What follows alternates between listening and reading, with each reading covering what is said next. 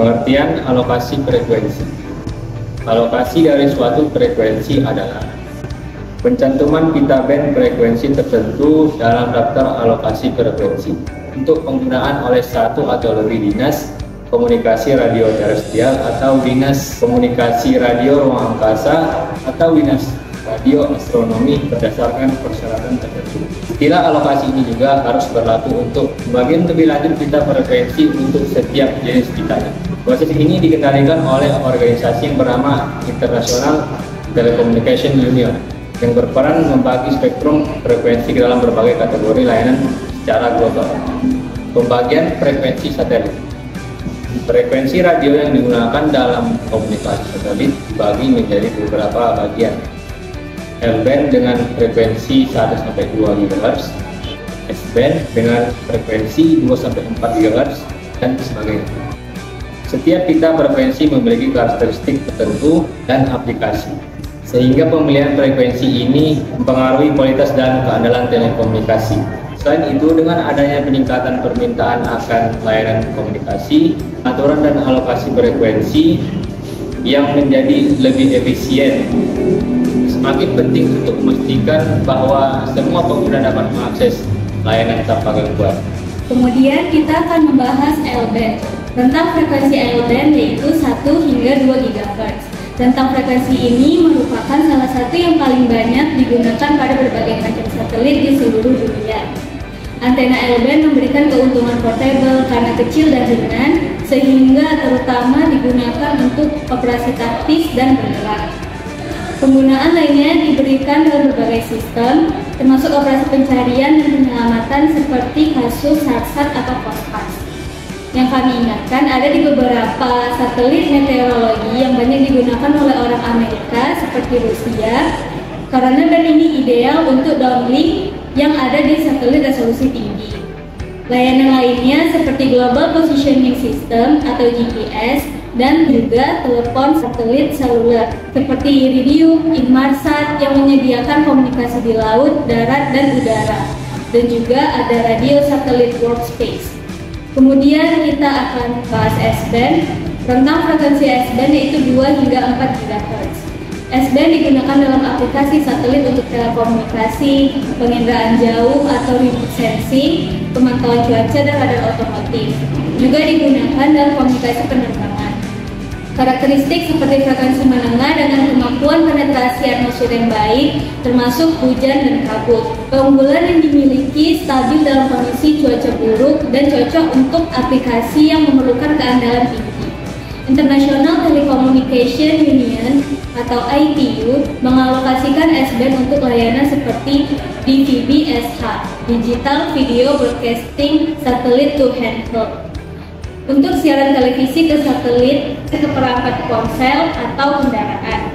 S-band bagian dari pita microwave spektrum elektromagnetik yang ditentukan oleh standar yang ditetapkan oleh IEEE untuk gelombang radio. Kemudian ada C-band pada rentang frekuensi 4 hingga 8 GHz. C-band banyak digunakan untuk siaran televisi satelit dan komunikasi data jarak jauh. C-band juga populer di wilayah tropis karena kurang rentan terhadap gangguan hujan dibandingkan frekuensi yang lebih tinggi. Karakteristik frekuensi C-band yang lebih tinggi dibandingkan L-band dan S-band dengan bandwidth yang lebih besar. Keunggulannya lebih rendah dalam kondisi cuaca ekstrim seperti hujan deras dibandingkan KU atau KA-band.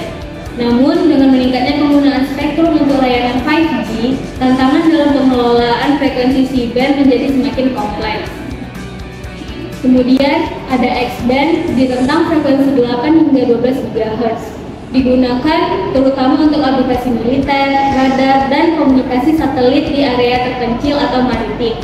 X-band memiliki toleransi tinggi terhadap interferensi satelit yang berdekatan.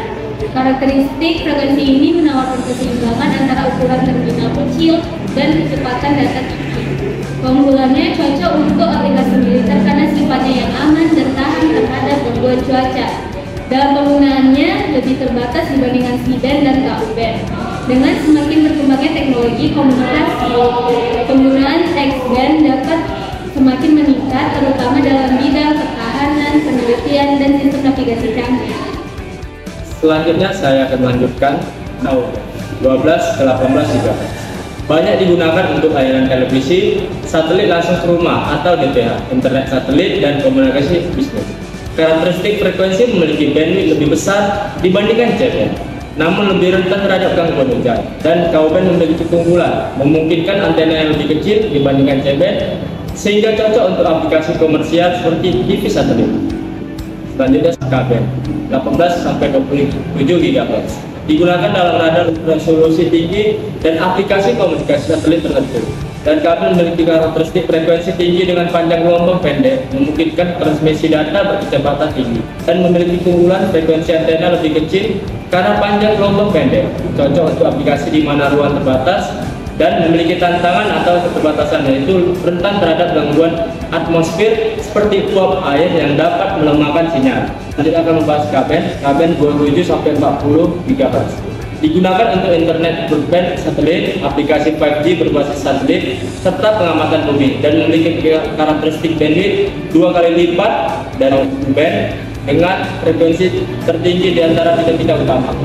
Selanjutnya, regulasi dan kebijakan alokasi frekuensi satelit. Regulasi dan kebijakan alokasi frekuensi satelit di Indonesia diatur oleh pemerintah melalui Kementerian Komunikasi dan Informatika. Pengaturan ini meliputi perencanaan, perizinan, pengawasan, dan pengendalian penggunaan spektrum frekuensi radio dan orbit satelit.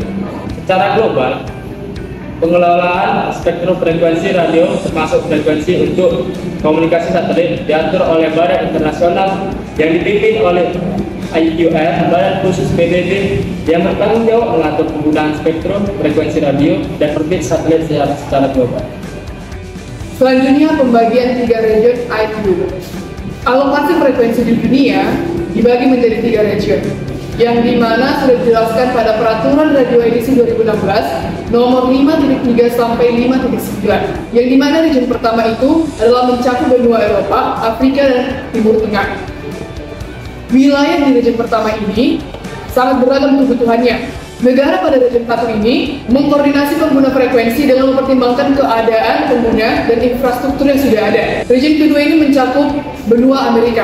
Di region yang kedua ini, alokasi frekuensi seringkali dioptimalkan untuk mendukung layanan komunikasi satelit dan juga cenderung memiliki kebijakan yang mendukung inovasi teknologi dan integrasi sistem komunikasi satelit yang berteknologi tinggi. Yang ketiga adalah region mana mencakup Asia Pasifik termasuk Indonesia. Ini mencakup negara-negara yang berkepulauan, mulai dari negara maju dengan infrastruktur komunikasi yang canggih hingga negara berkembang dengan tantangan geografis dan populasi yang sangat tersebar. Pendaftaran tahap IQ ini memiliki 3 langkah, yang dimana adalah pertama adalah pengajuan ke regulator nasional. Seperti Indonesia, operator satelit PT Telkom harus terlebih dahulu mengajukan permohonan penggunaan frekuensi Dirjen SDPPI di bawah naungan Kominfo, dan juga permohonan ini mencakup yang teknis. Selanjutnya, analisis teknis, yang dimana pada bagian ini setelah pengajuan dilakukanlah serangkaian studi teknis untuk memastikan bahwa penggunaan frekuensi tidak mengganggu sistem existing dan juga sebaliknya. Selanjutnya, koordinasi internasional, yang dimana jika alokasi frekuensi yang diajukan berpotensi menimbulkan tumpang tindih dengan negara-negara tetangga, maka dilakukanlah koordinasi lebih lanjut, seperti negosiasi bilateral dan juga mediasi ITU melalui briefing. Selanjutnya ada juga dasar hukum regulasi, di mana Indonesia Ditjen Postel merupakan lembaga pengelola spektrum frekuensi yang diakui oleh ANIU sebagai administrasi telekomunikasi. Dan juga Ditjen Postel ini bertanggung jawab atas kesisteman terhadap penggunaan spektrum frekuensi radio di wilayah Republik Indonesia menurut pasal-pasal seperti pasal 33 Undang-Undang Nomor 36 Tahun 1999 tentang telekomunikasi, yang menyatakan bahwa penggunaan spektrum frekuensi dan juga orbit satelit wajib mendapatkan izin pemerintah. Dan yang kedua, penggunaan spektrum frekuensi radio dan orbit satelit harus sesuai dengan peruntukannya dan tidak saling mengganggu. Selanjutnya terdapat juga pada pasal 14 dan 15 PP nomor 53/2000 tentang penggunaan spektrum frekuensi radio dan orbit satelit. Atas dasar-dasar peraturan tersebut, Keputusan Dirjen Postel nomor 241/Dirjen/2000 tentang penggunaan bersama pita frekuensi LAN akses internet bagi pengguna di luar gedung ataupun outdoor, dan microlink menggunakan frekuensi 2,4 GHz. Selanjutnya pentingnya regulasi frekuensi ini, yang dimana terdapat regulasi frekuensi satelit ini antara lain mencegah interferensi, memastikan pemanfaatan yang efisien pada spektrum, dan juga menjamin keamanan, mendukung pembangunan ekonomi, mengikuti perkembangan teknologi, dan yang terakhir adalah izin pemerintah.